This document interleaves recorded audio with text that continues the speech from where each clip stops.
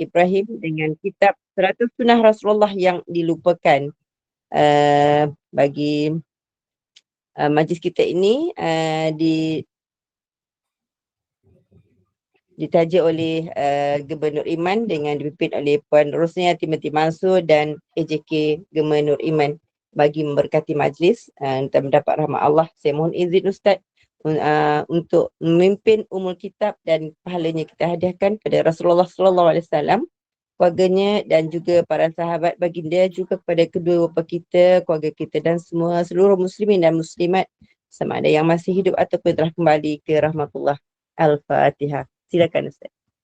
أعوذ بالله من الشيطان الرجيم بسم الله الرحمن الرحيم الحمد لله رب العالمين الرحمن الرحيم مالك يوم الدين إياك نعبد وإياك نستعين اهدنا الصراط المستقيم صراط الذين أنعمت عليهم غير المغضوب عليهم ولا الضالين. Amin, amin ya Rabbal Alamin.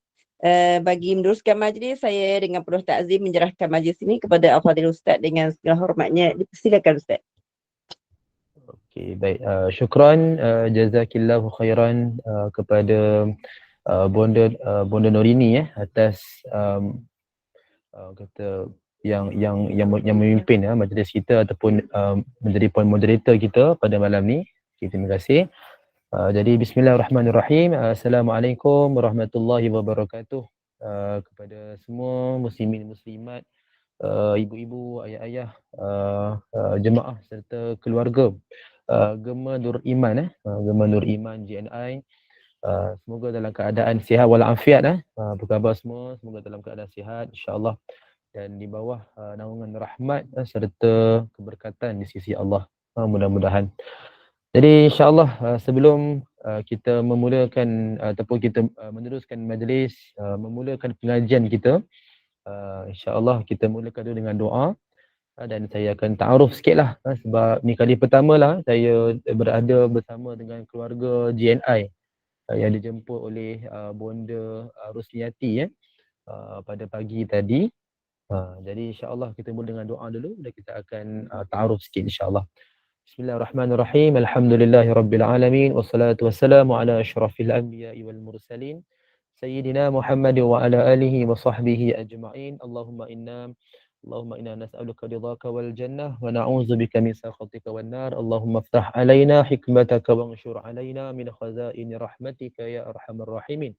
Rabbi shrah lana sudurana wa yassir lana umurana wahlul 'uqdatam min alsinatina yafqahu aqwalana. Allahumma faqihna fid din wa 'allimna at-ta'wil. Allahumma rzuqna fahman nabiyyin wa hifdzal mursalin wa ilhamal malaikatil muqarrabin ya fattah ya alim. Iftah qulubana futuhal arifin. Subhanaka la ilma lana illa ma 'allamtana innaka antal alimul hakim. La haula wa la quwwata illa billah. Allahumma barik lana fi Rajab wa Sya'ban wa ballighna Ramadan. Ya Allah ya Rahman ya Rahim, berikanlah kepada kami kefahaman dalam menuntut ilmu pada malam ini ya Allah. Permudahkanlah segala urusan kami, terimalah segala amal ibadah kami. Rahmatilah kami dengan rahmat-Mu, jauhkanlah kami daripada kemurkaan-Mu. Ya Allah ya Rahman ya Rahim, berikanlah kepada kami kekuatan untuk beramal dan berpegang teguh dengan sunnah-sunnah Nabi kami Nabi Muhammad sallallahu alaihi wasallam. ربنا آتنا في الدنيا حسنة وفي الآخرة حسنة وقنا عذاب النار وصلى الله على سيدنا محمد النبي الأمي وعلى آله وصحبه وبارك وسلم الحمد لله رب العالمين آمين آمين آمين يا رب العالمين. Jadi insya-Allah sebelum kita memulakan pengajian yang mana ibu-ibu ayah sekalian boleh lihat dalam slide yang saya sharekan, izinkan saya dululah untuk perkenalkan diri. Mungkin di antara ibu-ibu ada yang dah kenal, mungkin ada yang tak berkenalan. So biasa kan orang cakap kan tak kenal ni maka tak payah cinta lah, tak kenal ni maka tak tahu. Jadi nak tahu ni kena perkenalkan diri sikit lah. Jadi nama diberikan Muhammad Hafiz bin Muhammad Ibrahim, dan pelajar suka memanggil saya Muallim lah, sebab mengajar bahasa Arab. Jadi saya mengajar di sekolah, guru, juga sebagai imam di surau, juga sebagai pelajar juga, masih lagi menyambung di UKM, berada di akhir tahun, dan Saya mohon jugalah ibu-ibu, ayah-ayah doakanlah keluarga JNI ni, doakan saya supaya dapat grade, mendapat ijazah kelas pertama. Sebab setakat ni masih lagi maintain lah pointer tu. InsyaAllah harapan agar dapatlah first class. Mudah-mudahan ada doa antara ibu-ibu sekalian yang Allah mustajabkan, insyaAllah. Mudah-mudahan, amin. Amin ya rabbal alamin. Saya juga sebagai seorang guru Quran yang mengajar mengaji kepada anak-anak kita, kepada sekolah rendah, juga sebagai home tutor mengajar subjek akademik, agama, dan juga sebagai konsultan lah yang buat program-program motivasi, camp pengawas dan sebagainya lah.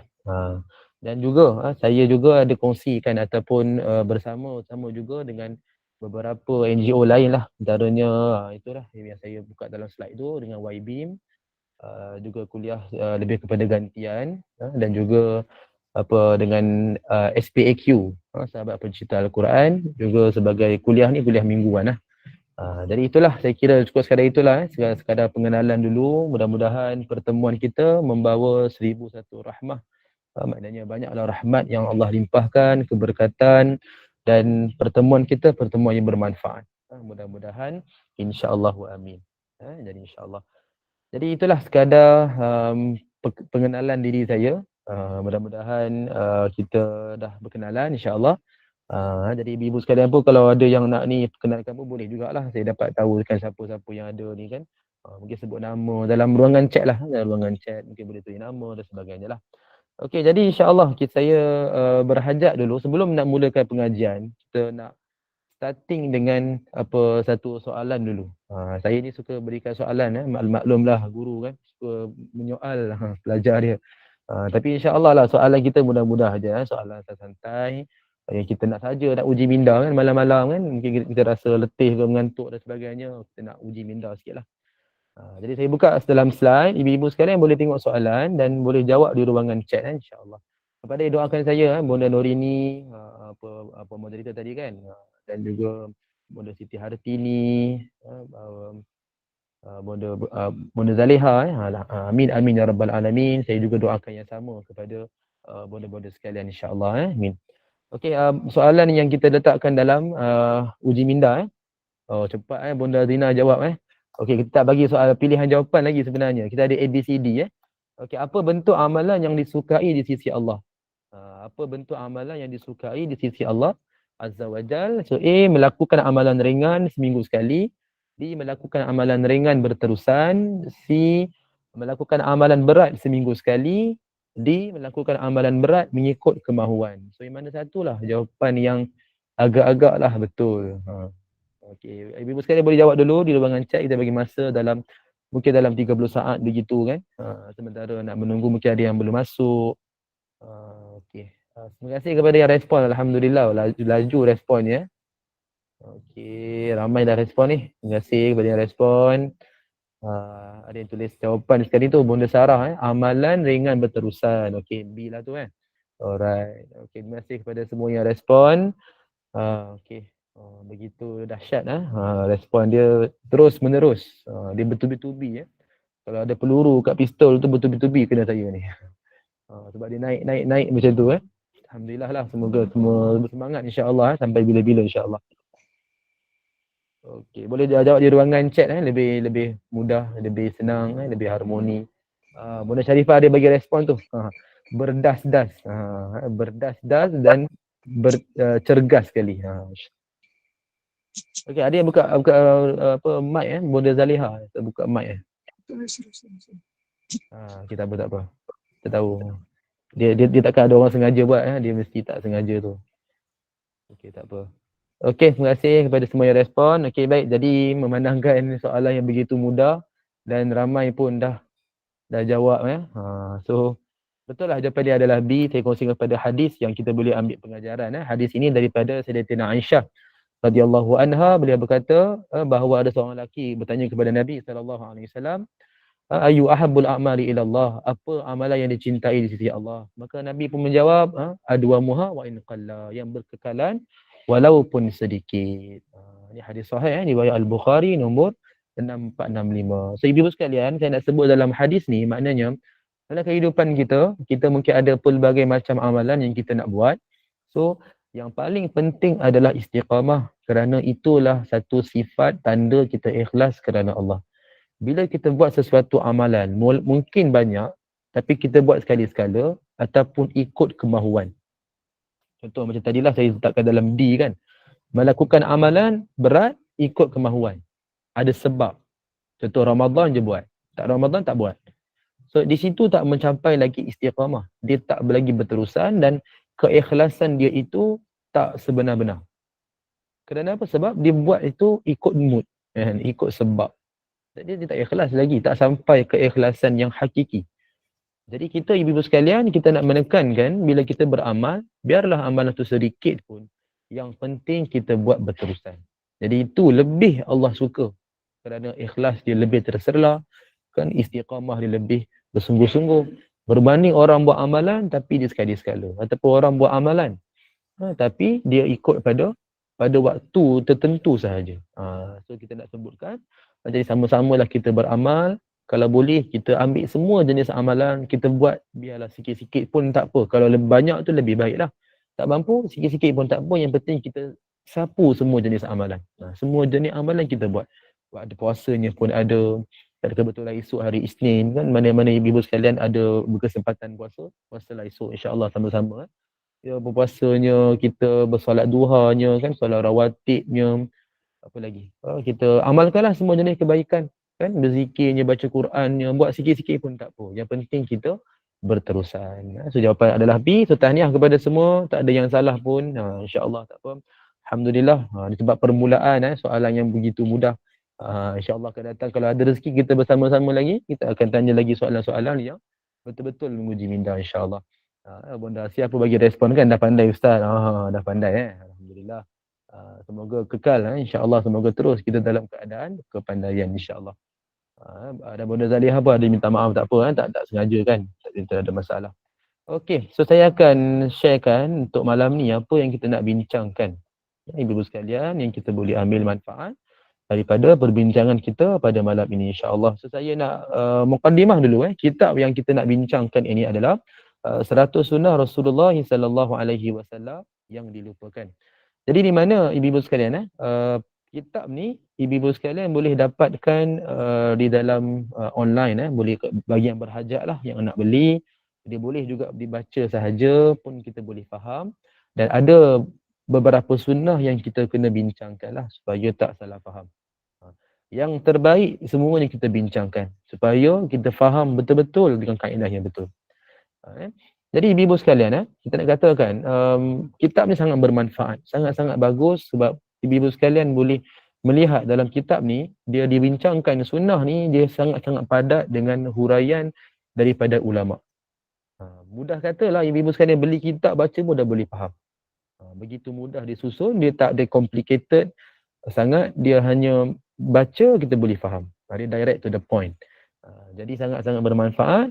Dan saya sediakan slide khusus untuk pengajian kita ni di mana bersama surah masjid pun yang mana jemput saya share juga slide ni, yang mana ada projektor TV dengan Y-beam pun saya share slide dengan semualah dengan SPAQ, dan malam ni dengan keluarga JNI. So saya share slide, jadi ibu-ibu sekalian yang mana boleh lihat slide ni kan, bolehlah untuk snap gambar untuk ambil sebagai rujukan supaya mudah kita beramal.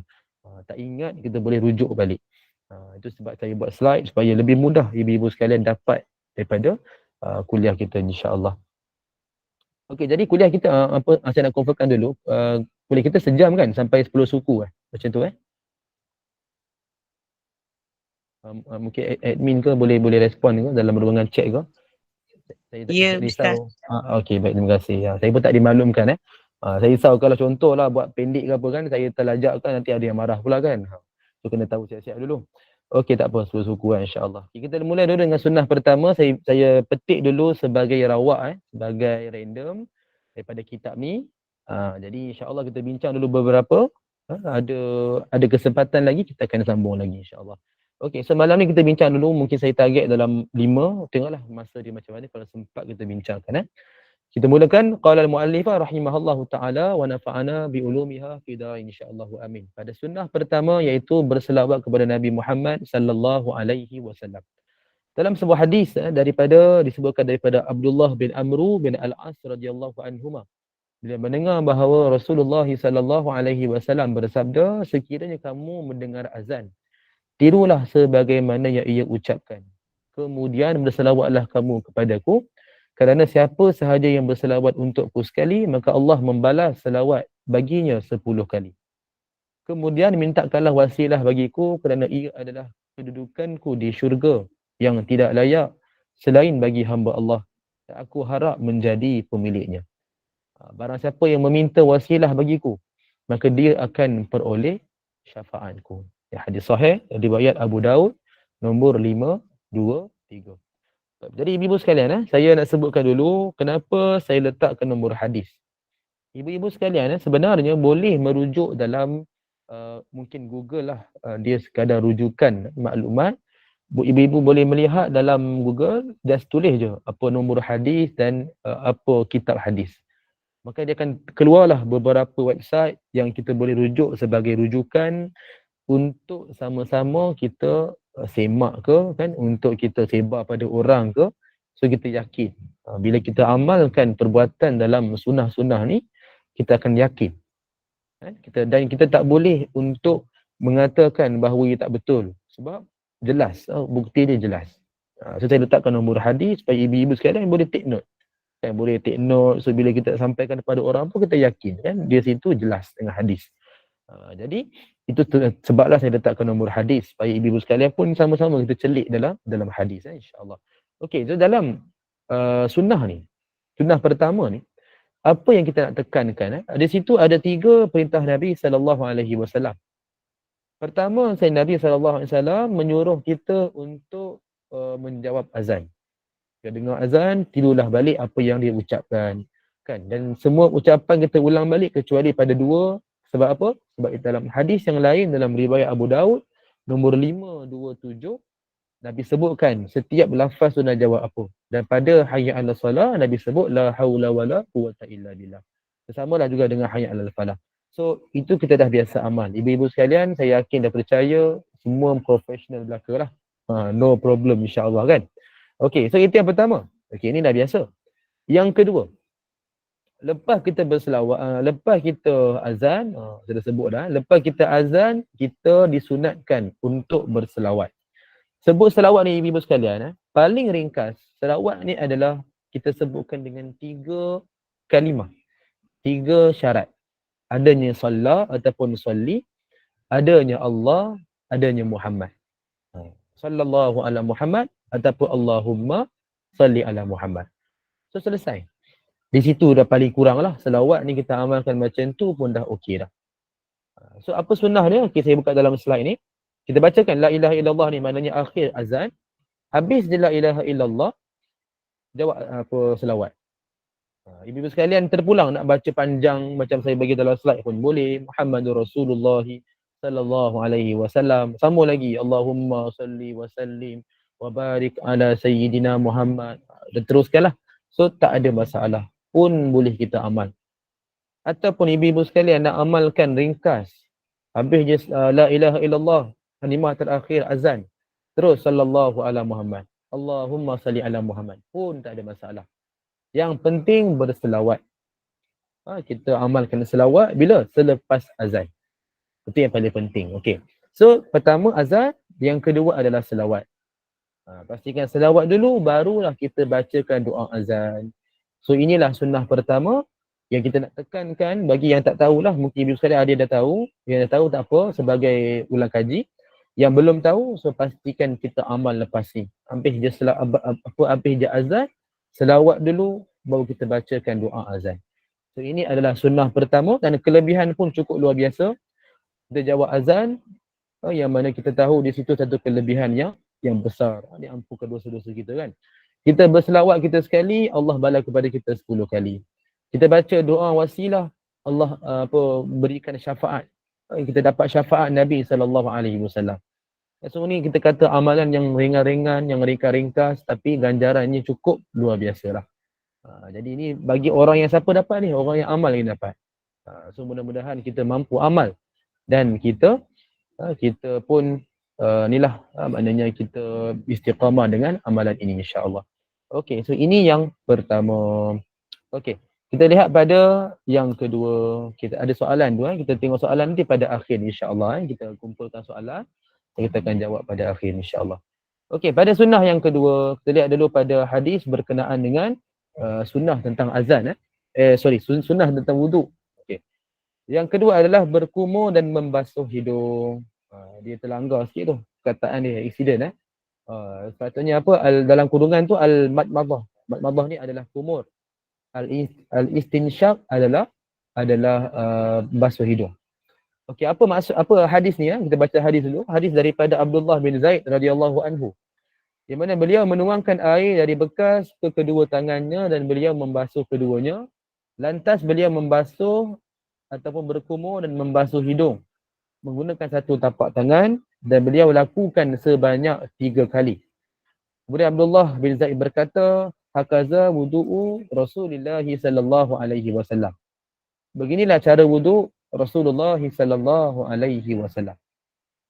Dalam hadis sahih riwayat Al-Bukhari nombor 191. Jadi ini kita nak tekankan apa pula? Sunnah yang kedua ni adalah berkenaan wuduk. Wuduk ni kita sebut wuduk. Asasnya kita tahu dalam ibadah wuduk khususnya dan ibadah yang lain pun kita kena tekankan adalah pada rukun. Rukun ni adalah perkara yang asas yang kita buat untuk memastikan ibadah kita itu diterima. Valid lah, sah. Kan? Itu hanya rukun. Dan kita bila beramal, takkanlah kita rasa puas dengan rukun sahaja. Kan? Mesti kita akan rasa nak tambah lagi supaya dapat kesempurnaan. Kan orang kata alang-alang kita buat, kan buatlah betul-betul. Kan? Alang-alang kita dah amalkan, buatlah bagi sempurna. So kita tanya dalam diri kita, apakah tanda kesempurnaan dalam kita beramal? So jawapan yang paling mudah, apa je amalan kita? Nak tahu kesempurnaannya adalah apa dia punya penanda aras? Melihatlah kepada sunnah Nabi sallallahu alaihi wasallam. So sebab itu kita nak belajar sunnah Nabi ni. So kita nak banyakkan perbuatan dalam kehidupan kita ni, baik daripada pagi kita bangkit sampai ke malam. Kalau boleh nak tekankan sungguh-sungguh pada sunnah. Kan tak ada orang mampu nak buat 100% lah seperti mana Nabi buat. Menaikkan Nabi sendiri. Tapi kita tak mampu banyak pun, kita buatlah sikit. Kan tak mampu sikit pun buatlah banyak. Macam itulah maknanya yang penting kita buat. Jadi dalam konteks wuduk, apa kesempurnaan, apa yang terbaik? Ikut sunnah Nabi. So apa yang Nabi buat? Ketika Nabi berwuduk, seperti mana sahabat yang melihat Nabi buat apa? Nabi berwuduk bagaimana? Nabi mulakan dengan membasuh kedua belah tangan sebanyak 3 kali. Sama seperti kita dah biasa buat. Kan? Kita dah mulakan wuduk, kita akan basuh tangan. So basuh tangan ni, dia bukan sekadar adat. Bukan suka-suka orang buat, bukan happy-happy. Bukan sebab tengok iklan, kita ikut macam iklan tu. Bukan adat lah. Dia adalah sunnah Nabi SAW. Kan? Sebab tangan ni banyak kita memegang, kan? Tangan ni banyak kita menggunakan untuk buat sesuatu kerja, kan? Tangan tu kita sucikan dulu. Bersihkan dulu, baru kita gunakan tangan untuk kita mengalirkan air itu pada tempat yang lain. So ini adalah sunnah. So ini yang pertama. Memulakan dengan basuh tangan sampai ke pergelangan. Okey. Yang kedua, ramai antara kita yang amalkan iaitu ada yang berwuduk sahaja, ada yang kumur berwuduk pula, ada yang kumur saja, ada yang basuh hidung saja, ada yang buat dua-dua sekali, ada yang dua-dua pun tak buat. So 4 jenis orang ni tak ada masalah, 4 boleh amal sebab ni adalah sunat. So ini adalah satu pilihan. Tapi kalau tanya diri kita, apa yang terbaik? Kan maknanya apa sunnah Nabi, apa yang Nabi buat? So lepas dah basuh tangan, seperti mana sahabat buat dalam hadis, disebutkan juga oleh Imam Ibnu Hajar Al-Asqalani dalam kitabnya Fathul Bari. Dalam mazhab kita menekankan iaitu kita disunatkan untuk menggabungkan perbuatan berkumur dan basuh hidung. Apa maksud dia? Kita menadah air menggunakan sebelah tangan sahaja.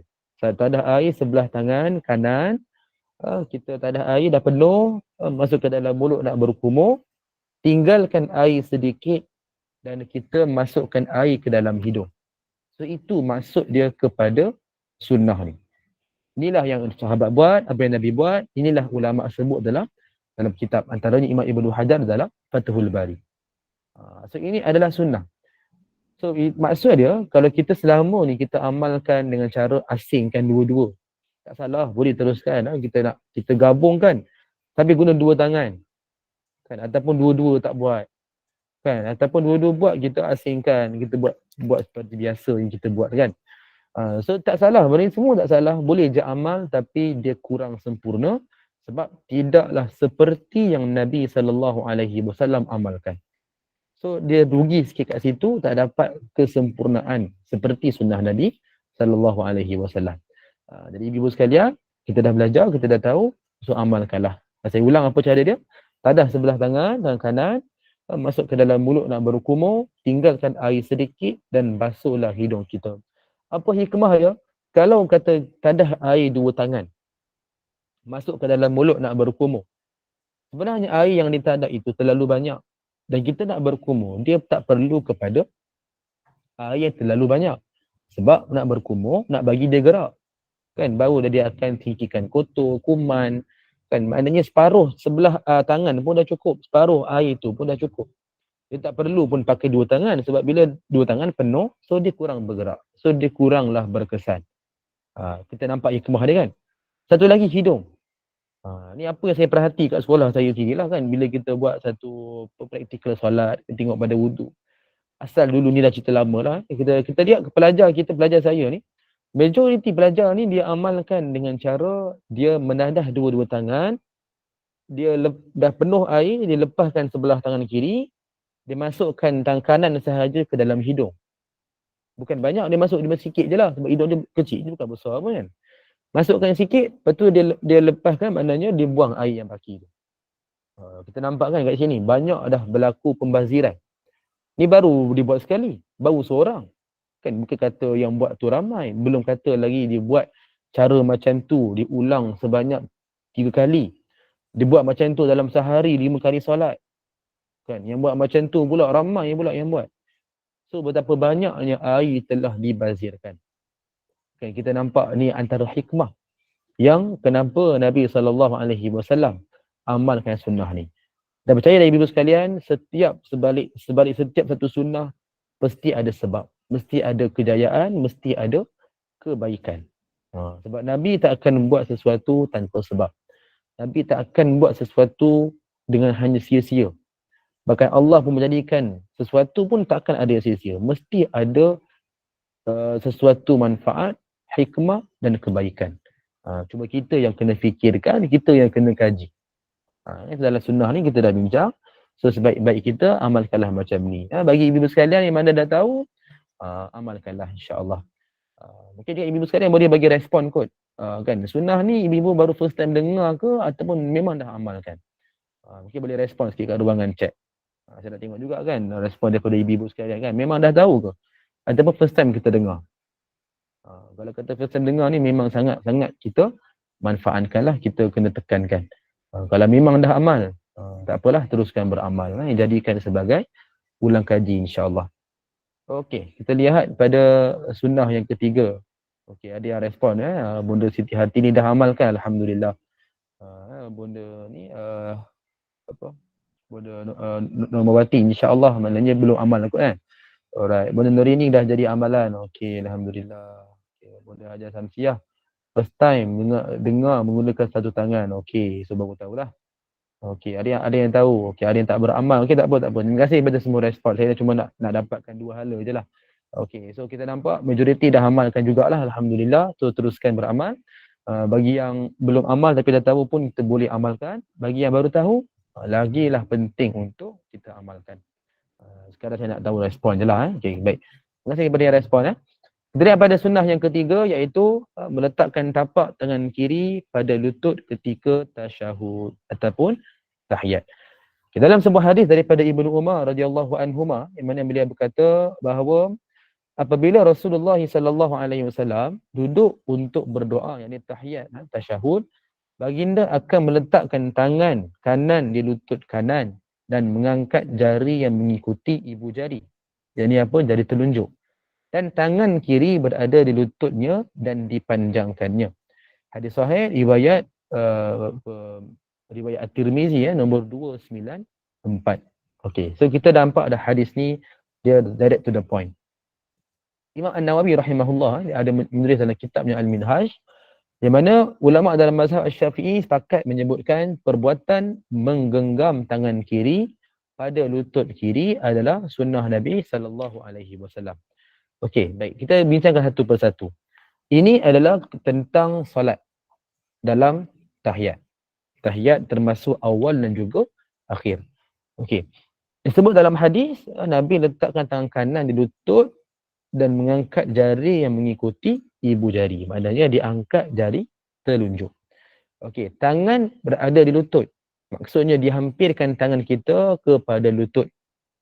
Terpulang kepada ibu-ibu sekalian, nak letakkan atas lutut. Katalah ni lutut kita, lutut warna hijau. So kita dah letakkan, katalah ni peha di lutut. So kita nak letakkan tangan kita, nak letakkan peha dekat dengan lutut pun tak apa, nak genggam lutut pun tak apa, nak genggam tangan letakkan atas peha pun tak apa, tapi dihampirkan ke lutut. Itu sunnah dia, berbanding terletak jauh kat depan ni kan. So letakkan dekat dengan lutut. So itu sunnah. So saya yakin dan percaya ramai dah tahulah. So no problem.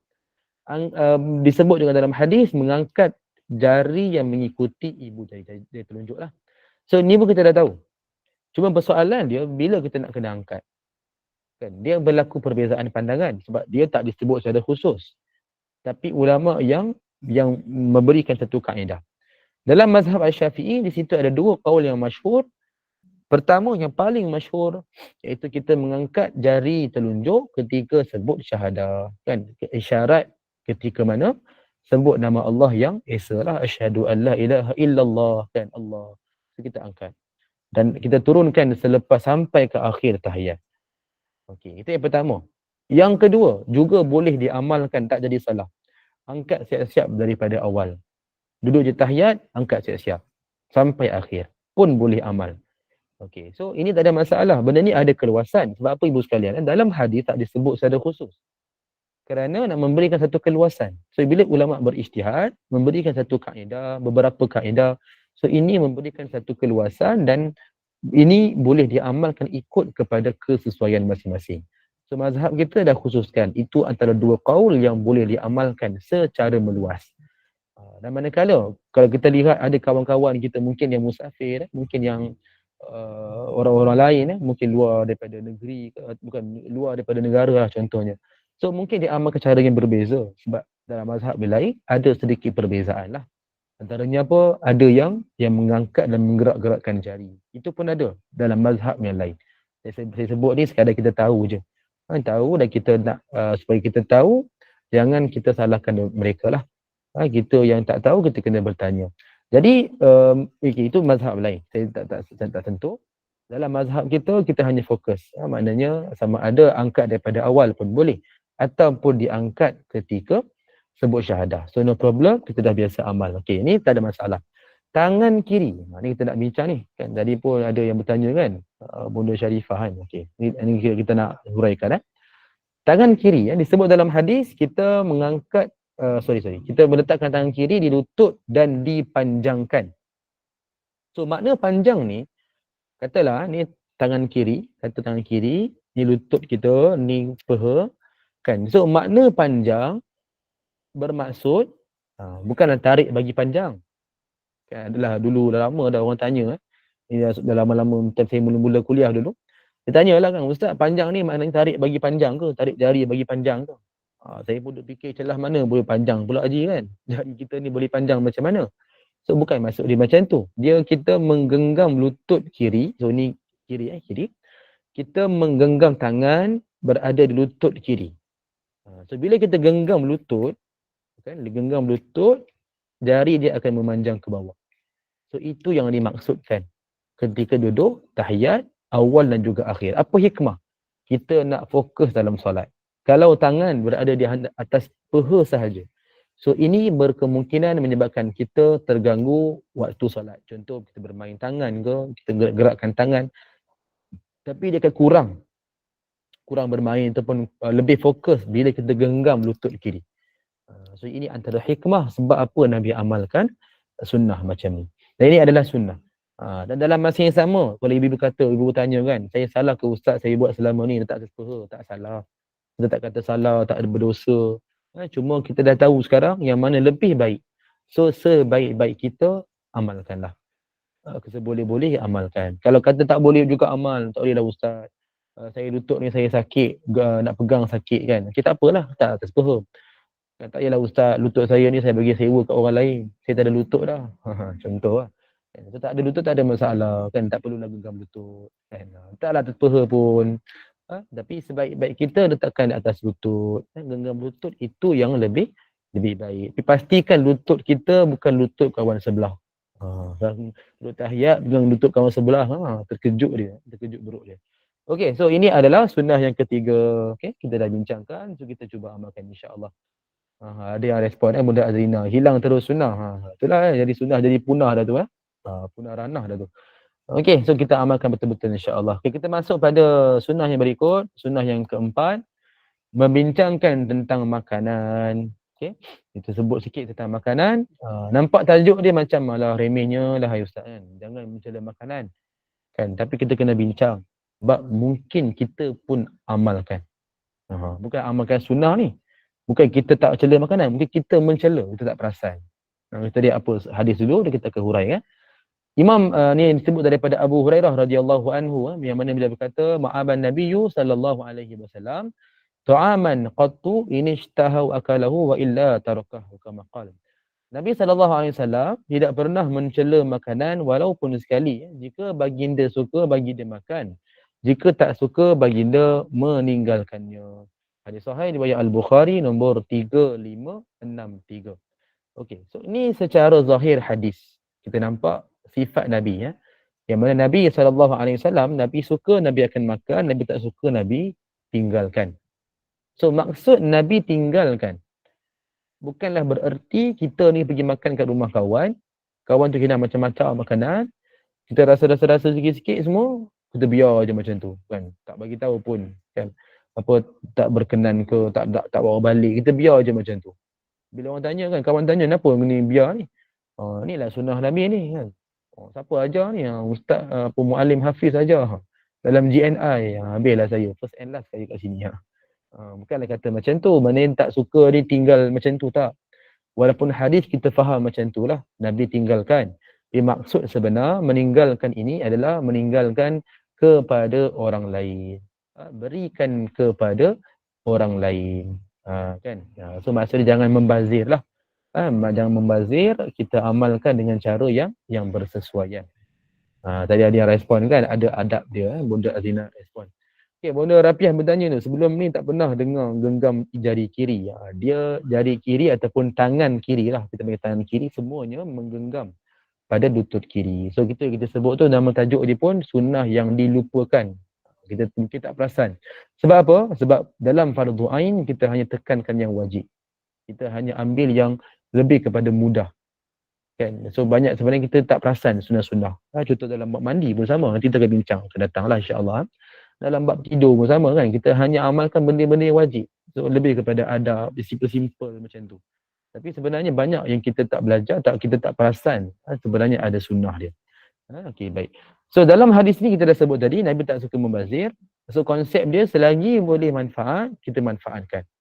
Kan? Katalah kita makan makanan kan, kita tak suka pun, kita beri pada orang ke, mana kita tak berkenan. So tak semestinya orang yang tak suka kan. So beri pada orang, kita beri kepada, simpan bawa balik kan, bawa bagi kat family ke. So jangan membazir. Selagi boleh manfaat. Tapi kalau katalah makanan tu kan, contoh memang dah basi, dah rosak kan, tak apalah, kita terpaksa lah buang. Ni jangan kata pula, tak boleh ustaz, membazir ustaz. Kan, dah rosak ni, membazir ustaz. Kan, kita kena respon balik lah kan. Itu bukan membazirkan makanan. Itu membazirkan akal yang Allah berikan. Pasal apa dah kata rosak, memang kena buang lah. Janganlah pula kata makan kena paksa makan kan. Sakit perut pun tak apa ustaz. Jangan membazir. Itu bukan membazir, membazirkan makanan, membazirkan akal. Kan? Sebab tak guna baik-baik akal tu, tak fikir baik-baik. Kan? Contoh lain katalah air tumpah kan. Air tumpah takkanlah kita nak lap perah dalam mulut. Kan? Kalau ibu-ibu sekalian sanggup lah kan, ambil kain lap, perah dalam mulut, minumlah air sirap, bersih kain lap. Kalau sanggup, tafadhal. Tak ada orang pun nak halang. Minum seorang-seorang lah. Jangan ajak orang lain pula minum sekali. Sebab benda tu tak sesuai kan. Bunda Syarifah ambil straw sedut. Sedut macam mana tu kalau tumpah kan, kalau kita nak sedut macam tu kan. Kalau tak apa, kalau kata sesiapa yang berhajat macam tu, silalah. Buatlah seorang-seorang, jangan ajak orang lain. Jangan ajak saya lah. Benda tu benda yang kurang sesuai. So maknanya, selagi boleh manfaatkan. So itulah konsep mudah kita faham. Kita lihat apa yang ulama huraikan tentang hadis ni yang kita nak kena ambil perhatian. Okey. Yang bertanya tu kita akan jawab lepas ni insya-Allah. Okey, Imam An-Nawawi rahimahullah ada hurai dalam kitab Syarah Muslim yang disebutkan sebarang ucapan yang berbentuk kritikan adalah dilarang. Disebut dalam kitab Al-Minhaj, apa contoh ucapan kritikan? Kita kritik, kita komen makanan, kita kata tak sedap. Walaupun tak sedap, dianggap, disebut sebagai cela makanan. Datuk Ustaz memang tak sedap. Tak kita nak puji sedap kot. Kita dah menipu dah tu. Bukan suruh menipu. Tak suruh menipu ibu-ibu sekalian. Kita suruh, kita kata beradab. Apa adab dia Ustaz? Janganlah sebut tak sedap. Sebutlah Alhamdulillah. Kan? Kalau sedap, pujilah sungguh-sungguh. Alhamdulillah sedap Ustaz. Nak tambah lagi boleh tak? Nak bawa balik boleh tak? Minta lah kalau tak malu kan. Tapi kalau kata kurang sedap, kita tak berkenan, makanan tu elok kan, boleh makan. Tapi kita tak sukalah makanan tu, tak berkenan. So bila orang tanya kan, macam mana rasa dia? Dan kita berkata, Alhamdulillah. Kan? Itu lebih harmoni, lebih sesuai, lebih beradab. Dan orang dapat beza. Kalau kita sebut Alhamdulillah, kita puji banyak-banyak. Dengan kita sebut Alhamdulillah, kita diam terus. So orang dah boleh faham, so ini kita maksud dia memberikan isyarat kan makanan ni kita tak berkenan, kan kurang berkenan. Sebab aku tak berikan pujian. Itu dah cukup dah sebenarnya. Berbanding sebut tak sedap. Sebab dia seolah-olah kita perlekehkan makanan. Kan? Kecuali kalau memang dah rosak, itu kena bagilah tahu. Ibu-ibu sekalian kata, tak boleh Ustaz, ni semua sunnah Ustaz. Saya kena duduk diam je. Kan? Saya dah makan ni, nasi ayam ni. Saya dah tahu ni basi ni. Saya kena diam, tak dia bagi tahu. Sebab apa? Sebab benda ni adalah benda ni kata dah rosak, tak boleh nak mencela. Kan? So tak bolehlah macam tu kan. Kenalah bagi tahu. Kalau kata rosak dah. Ni kata tak apalah Ustaz, biar je dia makan sendiri, dia tahulah. Dia sakit perut tu dia pandai-pandai lah dia. Janganlah macam tu kan, tak baik. Okey, so ini yang pertama Imam An-Nawawi rahimahullah sebut dalam kritik lah. So makanan ini kalau kita kritik, dianggap sebagai mencela makanan. Okey. So ini yang pertama. Jadi kita tahu maksud dia apa. Secara umum kita makan jangan kritik lah. Katalah kita makan di rumah kawan. Kawan tu panggil. Jom makan kat rumah saya nak buka catering. Saya nak suruh awak ni rasa makanan. Dan rasa makanan yang saya buat ni bagi komen. Okey, ni contoh yang kedua lah. Orang panggil kita nak rasa makanan. So, kita pun pergilah rumah dia, rasalah makanan kan. Kita disuruh memberikan respon untuk kemaslahatan, untuk kebaikan. So ibu-ibu sekalian, kita berikanlah respon. Kan, rasa 10 jenis makanan. Waktu tu kita berikan atas dasar kemaslahatan. Bukan nak kritik makanan. Bukan kata kita nak hina makanan, tak. Kita berikan komen dengan tujuan supaya kawan tu dia boleh perbaiki masakan dia. Kan? Ni bayangkanlah kita makan 10 jenis masakan, kan? Kita rasa semua jenis makanan. Kawan tu tanya, macam mana rasa? Cuba komen sikit. Kita pula tunjuk daripada hujung daripada hidangan pertama sebut Alhamdulillah, Alhamdulillah, Alhamdulillah, Alhamdulillah. Sampai hujung hidangan ke-10, Alhamdulillah. Kena sekali tepek yang ke-11, Alhamdulillah.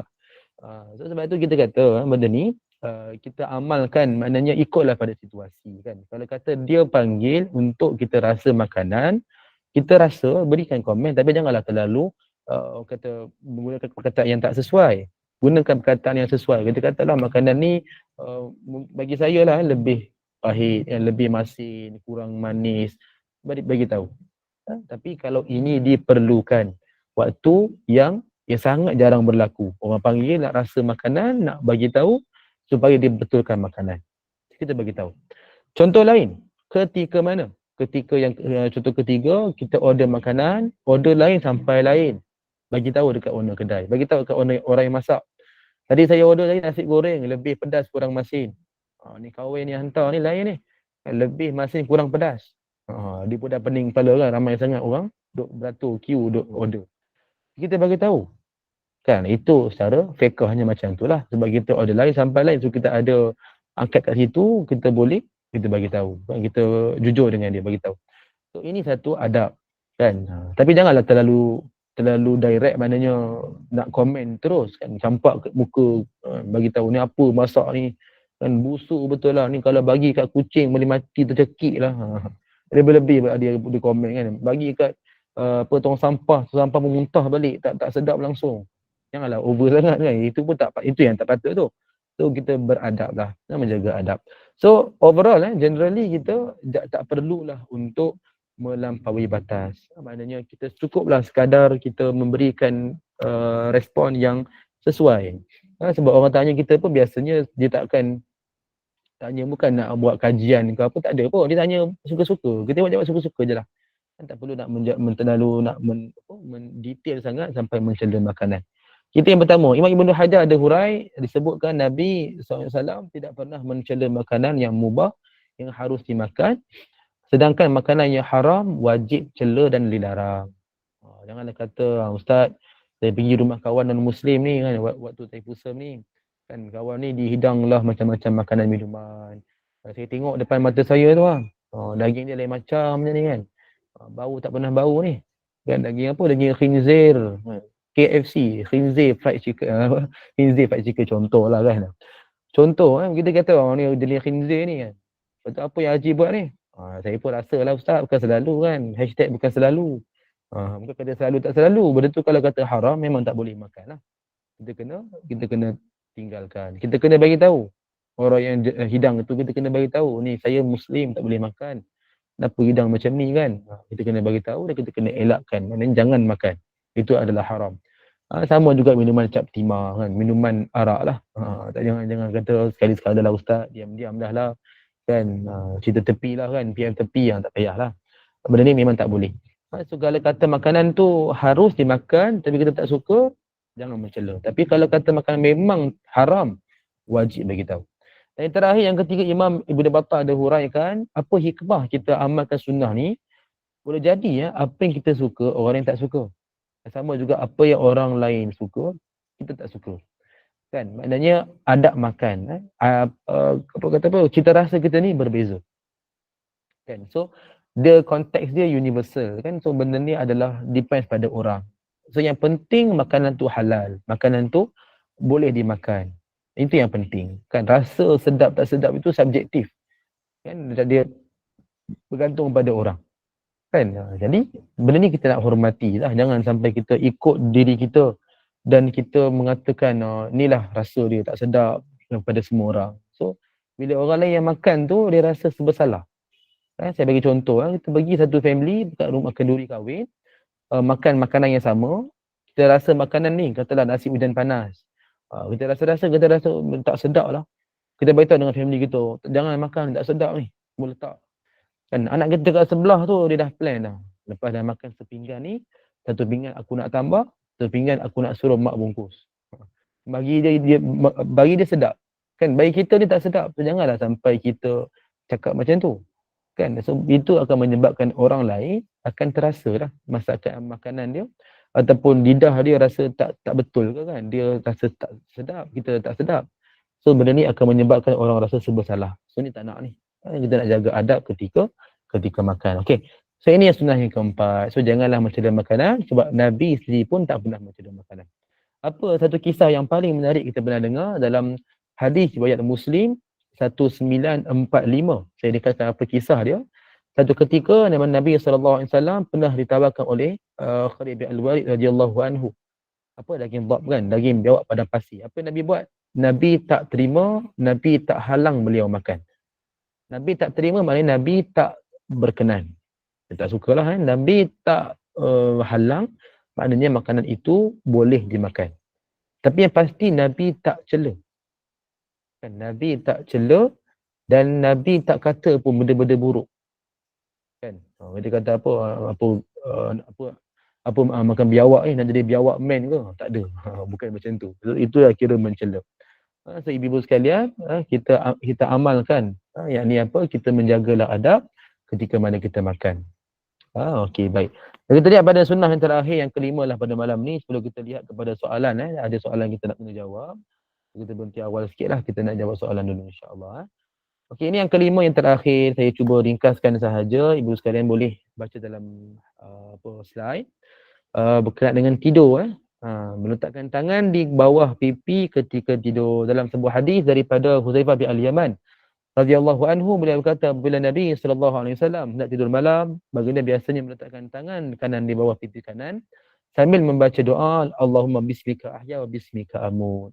Apabila baginda bangun tidur, baginda membaca alhamdulillahillazi ahyani ba'dama amatani wa ilaihin nusyur. Hadis sahih riwayat Al-Bukhari nombor 6312. Okey, so ini saya nak ringkaskan saja seperti mana ulama telah huraikan benda ni. Antara sunnah Nabi SAW ketika tidur adalah mengiring belah kanan. Ini semua orang tahulah.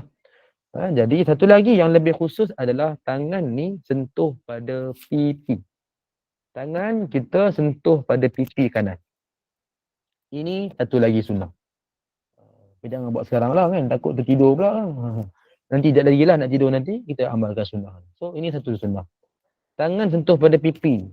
Jangan ibu bertanya lah, ustaz nak kena sentuh ni, kena ukur ke berapa sentimeter, nak ukur ke berapa diameter, berapa radius. Ambil protektor ni, bak sini protektor tak kira berapa darjah, tak payah lah kan, terlalu complicated sangat tu. Tak perlu, dia sekadar tangan sentuh pada pipi, dah dikira sunnah. Terpulanglah ibu sekalian, nak letakkan atas ke, nak letakkan bawah ke, nak letak bawah lagi ke, nak genggam tangan macam ni, letak dua tangan pun tak ada masalah. Even nak ikut trend pun boleh. Ada orang sana suka ikut trend kan, letakkan piece, letak kat sini, tidur macam ni. Apa lagi? Letakkan gaya apa benda ni, gaya sofa, letak kat sini. Apa lagi? Mini love, letak kat sini, tidur macam ni. Terpulanglah ibu saya, tak ada masalah, tak ada orang nak halang pun. Yang penting tangan sentuh pada pipi. Ini dikira sunnah. Baik kita yang kita kata, kita komen, ustaz saya ni tidur macam-macam style, sekejap tidur cara Ultraman, sekejap tidur cara Spiderman. Kan? Padahal saya woman tapi jadi man. Tak apalah, mungkin tak mampu nak kekalkan, kita kata kita tidur mati kan, so tak mampu nak istiqamah macam tu kan, tidur macam-macam style. So tak apa, paling kurang mulakan tidur ikutlah sunnah. Lepas tu jadi punah, jadi ranah kan, jadi Maimunah, tak apalah. Kan, jadi nak kata benda ni saya gurau je lah, maknanya nak kata tak apalah, sekurang-kurang kita amalkanlah sunnah pada permulaan kan. So lepas tu nak kata bukan kita sengaja, memang dalam keadaan macam tu kan, so kita abaikanlah. Maknanya sekurang-kurang kita buat sekadar yang boleh. Jangan sampai tak buat langsung, jadi itu sangat-sangat rugi. Itulah ibu sekalian, saya kira cukup sekadar itu untuk malam ni. Untuk perkenalan dulu, untuk pengenalan dulu, bukan perkenalan itu lain. Pengenalan 5 sunnah dulu. Jadi insya-Allah ada rezeki kita akan sambung lagi pada kuliah akan datang. Kita akan bincangkan lagi sunnah-sunnah yang berbaki insya-Allah. Dan saya akan jawab soalan dululah sebagai penutup untuk malam ni pada lagi berbaki lagi 5 minit insya-Allah. Saya jawab dalam ruangan chat saja, yang mana ibu-ibu sekalian kalau ada lah nak bertanya ke apa kan, boleh ajukan di ruangan chat lah, insya-Allah kita cuba jawab. Okay, Bunda Syarifah bertanya, doa lepas azan yang ikut cara Rasulullah bagaimana? Ada yang kata lafaz innaka la tukhliful mi'ad itu tak ada. Secara hadis memang lafaz innaka la tukhliful mi'ad memang tidak ada lah. Asal doa dia sampai itu apa? Sampai sebelum tu. Allahumma rabba hadhihi da'wati tammah was salatil qa'imah ati Muhammadanil wasilata wal fadilah wa ba'athu maqaman mahmudan allazi wa'adtah. Itu je. Itu asal dalam hadis. Kita nak ikut macam kita biasa amal termasuk dengan tambahan boleh, sebab itu tambahan daripada ulama. So no problem. Dua-dua boleh amalkan. Cuma kenapa kita bezakan ni?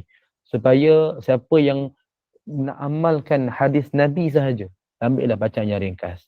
Tapi nak tambah dengan bacaan ulama, ambillah bacaan yang panjang. So tak ada masalah. Dua-dua ni ada keluasan, boleh diamalkan. Tapi siapa yang nak ambil bacaan yang tambahan, sebaik-baik dia tahu itu ada tambahan daripada ulama. Sebab apa? Dia boleh bezakan bacaan. Bila dia bacakan, dia amal, dia tahu, oh, okay, ini adalah bacaan Nabi. Okay, ini adalah bacaan ulama. So maknanya dia berilmu kat situ. Itu lebih baik untuk diamalkan berbanding dia amalkan ikut orang je. So itu taklid. Kita kalau boleh biarlah beramal ni ada ilmu.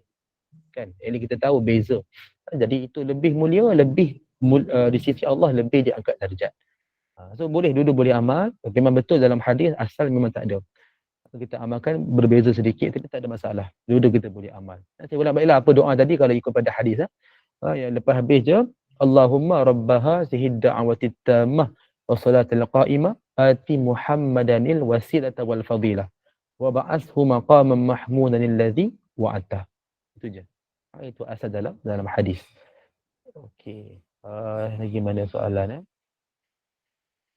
Okey, tadi ada yang respon Bonda Fina dah tahu Ustaz tapi biasa kumur je buat guna dua tangan. Okey, boleh tak ada masalah, tapi gunakan sebelah tangan itu lebih baik. Lebih kita utamakan. Okey. Okey, siapa ni? Bonda Normawati. Okey. Kalau kita bagi pada haiwan, makanan yang tak habis dikira tak membazir juga ke Ustaz. Betul. Itu kaedah yang paling kurang. Maknanya apa? First yang terbaik kita makan dulu, tak mampu beri pada orang dulu, kan tak mampu beri pada haiwan. Nah, so ikut tingkatan dia macam tu. Yang penting jangan membazir. Selagi boleh manfaatkan.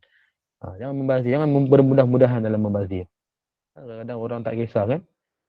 Okay, Bonda Yusra, Assalamualaikum. Waalaikumsalam. Maaf tanya Ustaz orang mana? Saya orang Malaysia. Okey, saya orang mana Okey, saya lahir memang di Selangor besar di Selangor, memang jati Selangor lah. Jati Selangor. Tapi mak ayah orang Penang lah. So dah tahulah kan maksud dia apa kan. Okey. Bonda Sarah. Assalamualaikum. Nak tanya apa amalan terbaik yang harus kita ni lakukan semasa hari Isra Mi'raj? Tanda penghargaan kita ni memperingati hari bersejarah itu. Mohon pencerahan. Okey, sekadar yang saya belajar, sekadar yang saya tahu, tidak ada amalan khusus pada Isra Mi'raj. Tapi kita boleh kata amalan soleh yang kita nak buat, kita boleh amal lah. So tak ada apa-apa khusus, dia bebas. Apa antara yang paling ditekankan menerusi kepada kata-kata ulama, iaitu menuntut ilmu. Kita kena perkemaskan balik ilmu berkenaan Isra Mi'raj. Sebab sebenarnya ada macam-macam yang kita dengar selama ni, ada yang bercampur dengan palsu. Ada yang bercampur dengan dhaif. Ada yang bercampur dengan tak ada riwayat pun. So menuntut ilmu, kita kemaskan balik ilmu kita berkenaan Isra Mi'raj, itu lebih utama. Supaya kita faham, kan, kita tahu sendiri flow tu macam mana berlaku. Kan? Jadi itu kita nak betulkan balik lah. So maknanya kita belajar di balik, kita buka balik kitab-kitab yang jelas, kita dengar balik para asatizah kita memberikan kuliah atau memberikan ceramah, so kita belajar balik, kita ambil tahu supaya tak tersalah faham. Contoh paling kita biasa dengar, bacaan tahiyat kita amalkan itu adalah dialog yang berlaku pada Isra Mi'raj. Sebenarnya ini adalah yang satu riwayat yang tak ada asal. Tapi kita dah biasa dengar, kita pun rasa macam tu betul kan. Sebenarnya tak. Dan sebenarnya banyak lagi lah saya nak sebut kat sini. Benda ni kita kena kaji ataupun kena lebih huraikan. Tapi kita perlukan analisis. Maknanya kita kena belajar balik. Supaya tak tersalah ataupun tak tersilap dalam kita faham. Kata apa, Isra Mi'raj ni maknanya dia punya susu galuh apa yang berlaku dalam peristiwa ni, Isra Mi'raj. So, paling utama kita kena belajar balik. Dan kita kena perbaiki balik. Kita kena perkemaskan balik ilmu. Lepas tu baru kita amal. Amal apa? Amal solat-solat sunat, tidak ada masalah. Bebas amalan solat itu bebas, yang paling utama kita belajar balik. Okay. Bonda Norini ada respon, beritahu dengan jujur tapi dengan cara yang sopan. Yes, betul. Itu nak tekankan berkenaan dengan makan tadi kan. Okay. Bonda Maimu ada respon, banyak membazir semasa kedua kahwin. Ada yang mengambil makanan berlebihan sehingga penuh pinggan dan tak dihabiskan dan dibuang begitu sahaja. Adakah kita telah mengambil hak orang lain setelah membazir? Ini yang kita nak kena elakkan sungguh-sungguh lah. Memang ni kita panggil su'ul adab. Kan adab yang memang sebenarnya buruk lah. Yang ada sifat mazmumah di situ. Sifat tercela. Itu apa? Tamak lah. Tamak. kemudian membazirnya kan. Jadi dah ada tamak kan. Biasa orang dah ambil banyak makanan, dia tak boleh habis, dia memang dia buang. Jaranglah orang packing, kalau packing pun tak sedap pula kan. Tak seronok pula duk makan-makan, dia tiba kata minta satu plastik nak packing jap. Tak sesuai juga. Sebab itu kita makan dalam atas pinggan dah habis-habis lah. Tapi orang tak nak packing, so orang buang. So, dua-dua benda yang kurang sesuai. Sebab tu ambil sekadar yang perlu dulu. Kan nak tambah kemudian. Kan benda ni orang tak kisah. Kan tak kisah sebenarnya. Even orang yang menganjurkan perkahwinan pun kadang-kadang makanan berlebihan dia tidak usaha pun untuk beri pada orang. Terus nak buang. So ni kita nak kena ubahlah sebenarnya. Okey, last quote insya-Allah Bonda Sharifah QR code tu untuk apa? QR code saya pun lupa apa benda Rasanya Facebook kot. Lain tak saja je buat sebenarnya tu, nak letakkan hiasan. Okey, so itu je lah saya kira cukup sekadar itu untuk malam ni. Mudah-mudahan mendapat manfaat. Dan kita sama-samalah kita berdoa agar Allah menjadikan pertemuan kita pertemuan berkat, membawa rahmat dan manfaat kepada kita sama-sama, dan insya-Allah ada rezeki, ada kesempatan, ada peluang sambung lagi pada kuliah akan datang. Mudah-mudahan bermanfaat insya-Allah. Wallahu taala alam wa ilmuhu atam. Auzubillahi samil alim minasyaitonir rajim. Bismillahirrahmanirrahim. Alhamdulillahirabbil alamin wassalatu wassalamu ala asyrafil anbiya'i wal mursalin. Sayyidina Muhammad wa ala alihi wa sahbihi ajma'in. Allahumma inna nastaudi'uka ma 'allamtana farduduhu ilaina inda hajatina ilaih wa la tusinahu ya Allah ya rabbal alamin. ربنا لا تزغ قلوبنا بعد إذ هديتنا وهب لنا من لدنك رحمة إنك أنت الوهاب. ربنا آتنا في الدنيا حسنة وفي الآخرة حسنة وقنا عذاب النار. وصلى الله على سيدنا محمد النبي الأمي وعلى آله وصحبه وبارك وسلم والحمد لله رب العالمين. من رب العالمين. أقول قولي هذا ونستغفر الله العظيم لي ولكم. سبحان الله وبحمدك لا إله إلا أنت أستغفرك وأتوب إليك. بسم الله الرحمن الرحيم. والعصر إن الإنسان لفي خسر إلا الذين آمنوا وعملوا الصالحات وتواصوا بالحق وتواصوا بالصبر. Oh, tiba-tiba perasan baca Al-Mulk Oh, okey. Kita tutup majlis dah ni. Tak apa ke? Boleh baca ke? Al-Mulk? Boleh ke Ustaz? Jom Ustaz kita baca sama. Okey, boleh insya-Allah. Tak pimpin ya. Alhamdulillah. Okay, insyaAllah kita mula dengan Al-Fatihah dulu. Al-Fatihah. Bismillahirrahmanirrahim. Alhamdulillahi Rabbil Alamin. Ar-Rahmanir-Rahim. Maliki yawmiddin. Iyyaka na'budu wa iyyaka nasta'in. Ihdinas siratal mustaqim. Siratal ladzina an'amta 'alaihim ghairil maghdubi 'alaihim waladdallin. Maghdubi 'alaihim waladdallin. Okay, boleh mula insya-Allah. Boleh Ustaz, silakan. Okey, baik. Okey. Saya cuba share jugalah slide nanti Al-Mulk ni. Okey. Bismillahirrahmanirrahim. Barakalladzi biyadihil mulku wa huwa ala kulli syai'in qadir. الذي خلق الموت والحياة ليبلوكم أيكم أحسن عملا وهو العزيز الغفور.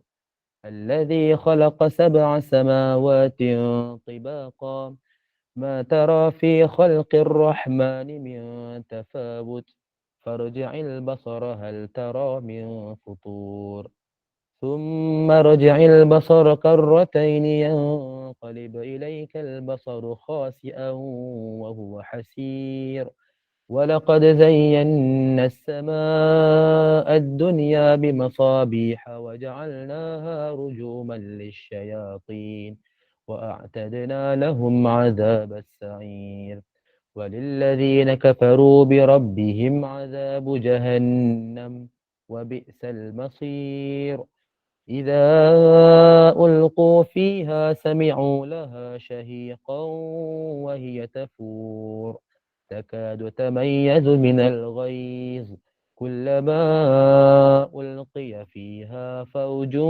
سألهم خزنتها ألم يأتكم نذير قالوا بلى قد جاءنا نذير فكذبنا وقلنا ما نزل الله من شيء إن أنتم إلا في ضلال كبير وقالوا لو كنا نسمع أو نعقل ما كنا في أصحاب السعير فاعترفوا بذنبهم فسحقا لأصحاب السعير إن الذين يخشون ربهم بالغيب لهم مغفرة وأجر كبير وأسروا قولكم واجهروا به إنه عليم بذات الصدور ألا يعلم من خلق وهو اللطيف الخبير هو الذي جعل لكم الأرض ذلولا فامشوا في مناكبها وكلوا من رزقه وإليه النشور أأمنتم من في السماء أن يخسف بكم الأرض فإذا هي تمور أم أمنتم من في السماء أن يرسل عليكم حاصبا فستعلمون كيف نذير ولقد كذب الذين من قبلهم فكيف كان نكير أولم يروا إلى الطير فوقهم صافات ويقبض ما يمسكهن إلا الرحمن إنه بكل شيء بصير أمن هذا الذي هو جود لكم ينصركم من دون الرحمن إن الكافرون إلا في غرور أمن هذا الذي يرزقكم إن أمسك رزقه بل لجوا في عتو ونفور أفمن يمشي مكبا على وجهه أهدى أمن يمشي سويا على صراط مستقيم قل هو الذي أنشأكم وجعل لكم السمع والأبصار والأفئدة قليلا ما تشكرون قل هو الذي ذرأكم في الأرض وإليه تحشرون ويقولون متى هذا الوعد إن كنتم صادقين قل إنما العلم عند الله وإنما أنا نذير مبين فلما رأوه زلفة سيئت وجوه الذين كفروا فقيل هذا الذي كنتم به تدعون قل أرأيتم إن أهلكني الله ومن معي أو رحمنا فمن يجير الكافرين من عذاب أليم قل هو الرحمن آمنا به وعليه توكلنا فستعلمون من هو في ضلال مبين قل أرأيتم إن أصبح ماؤكم غورا فمن يأتيكم بماء معين صدق الله العظيم. Allah Azim. Alhamdulillah, syukur pada Allah bila syak kita berjalan lancar. Banyak ilmu yang tersampaikan Ustaz, moga ianya menambahkan ilmu dan memberi pedoman pada semua jemaah. Istiqomahkan amalan yang ringan tetapi berterusan, ganjaran pahalanya sangat banyak daripada Allah. Amal sunnah yang nampak kecil tapi sangat bermanfaat.